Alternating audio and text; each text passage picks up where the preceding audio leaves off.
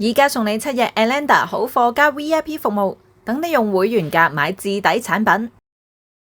香港地一到夏天又濕又熱，加上呢幾年受到疫情嘅影響，戴住個死人口罩，出街等車嘅時候咧，冇一把風扇仔傍下身，真係搞唔掂㗎。唔少人手袋入邊都會有一把小風扇，咁究竟坊間風扇仔選擇有咁多，邊一款先係啱大家需要呢？佢哋又有啲咩分別？咁為咗知道邊一把先係正嘢，咁我花咗接近2個星期嘅時間進行資料搜集，行咗香港好多唔同嘅鋪頭，由銅鑼灣去到沙田，再由沙田行返出深水埗。咁特別係我手上嘅呢一把好靚嘅 Bling Bling Fan Fan 風扇仔，更加係行足我幾間唔同嘅鋪頭啊！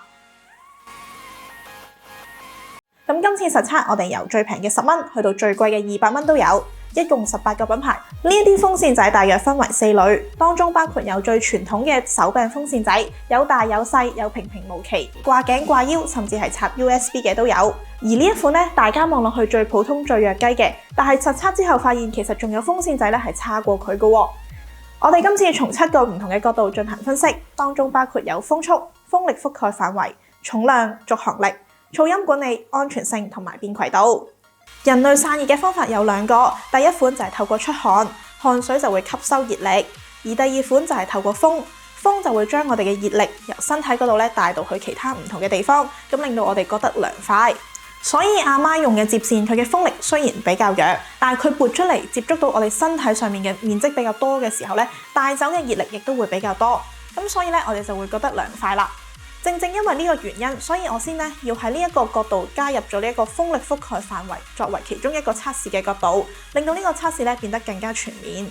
我哋除咗將1個嘅測風機進行測試之外我哋仲將佢4周加咗8個唔同嘅測風機，咁就形成9宮格。正方形嘅尺寸大約為20.5乘20.5 cm， 咁模擬翻一個人頭嘅覆蓋範圍。我哋測試一下，除咗正中心嘅直向風速有幾多之外，其餘8個嘅測風機嘅風速同埋溫度，去判斷翻佢嘅風力覆蓋範圍。模擬距離就係模擬翻我哋用手平時拎住風扇吹嘅情況，大約就係30 cm。19把風扇仔入邊，我哋將佢分為3個唔同嘅等級，當中有9款嘅風扇仔只可以吹到0至2個嘅測風機，有3款嘅風扇仔可以吹到3至6個嘅測風機，有7款嘅風扇仔可以吹到7至8個嘅測風機，當中包括有 Bonos、鴨寮街買翻嚟嘅貢田掛腰、貢田暴風板、旺角買翻嚟嘅暴風板風扇仔、Lumina 嘅 Pro 3、芬士嘅手持風扇同埋 Toffee 嘅香薰風扇。而第2個測試就係純粹測試翻佢嘅絕對風力，將測風機擺喺最靠近風口嘅位置，結果就係咁啦。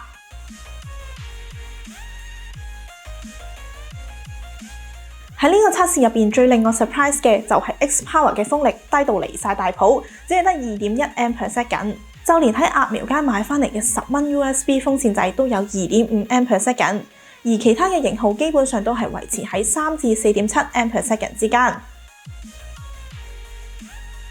究竟佢哋有幾重呢？最重嘅當然就係貢田掛腰啦，有334 gram，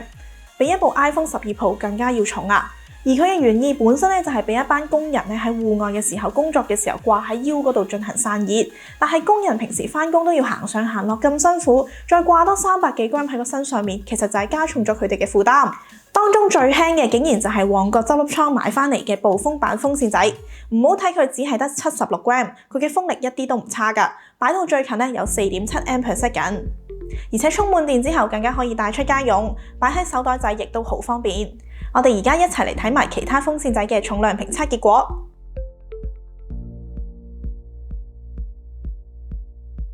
喺噪音測試方面，我哋利用測音機進行咗2個測試。第一款就係模擬翻手持風扇仔嘅距離，以30 cm 為距離進行測試；而第2款就係透過靠近翻風口位進行測試。咁當中 Zero 9呢一款冇風葉嘅風扇仔又嘈又冇風，無論係開到最大風定係最細風，都係19款入邊最嘈嘅。至於最靜嘅 XPower 咯，咁雖然佢真係好靜，但你唔好唔記得佢嘅風力只係得 2.1 amp/second， 而佢嘅風力覆蓋範圍9部測風機入邊都只係得中間嗰1部係有風嘅啫。19把風扇仔開到最大風隔30 cm 嘅距離情況之下，噪音中位數大約為 60.5 dBA。人類安全聽力水平大約為75分貝。如果接觸嘅音量咧高達85分貝或以上，而有超過8個鐘嘅話咧，你嘅聽覺咧就會開始受損㗎啦。咁雖然咧我哋測試嘅19把風扇仔佢都符合正常嘅水平，咁不過咧大家用嘅時候最好就拉遠翻少少，咁唔會影響聽力嘅同時咧又可以吹到涼嘅風啦。咁測試做到呢度，我又有少少懷疑啦。咁究竟係咪越嘈嘅風扇就代表越涼呢？咁我去買嘅時候，我買一把最嘈嘅風扇係咪就係咁樣就 OK 呢？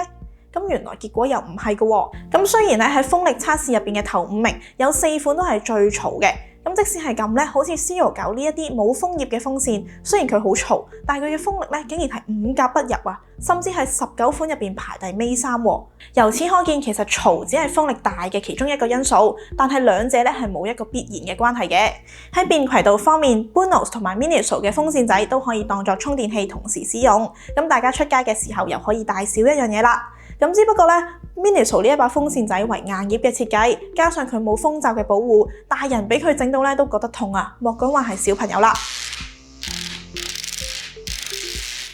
咁所以咧喺安全性方面，大家穩穩陣陣買翻一個有罩嘅風扇咧，就會冇咁危險啦。呢啲手柄型嘅風扇仔都會係一個唔錯嘅選擇。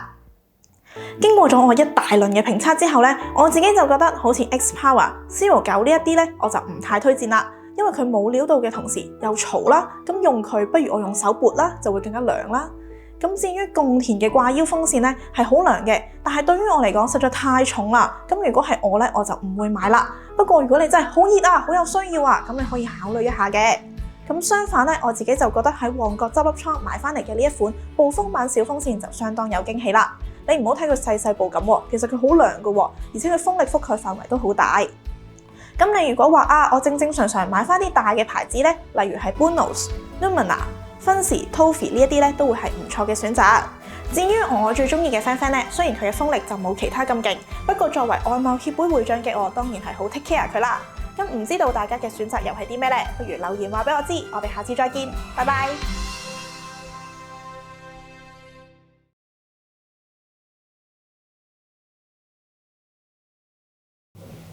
我哋測試完嘅風扇仔都會喺我哋網站嗰度以優惠價發售。如果你有興趣嘅話，歡迎購買，減輕我哋拍攝嘅成本。如果你真係好有興趣睇晒我哋全文評測嘅內容，亦都歡迎你課金，多多支持我哋。Link 咧就擺咗喺下面 info box，大家有興趣就撳入去睇啦。拜拜。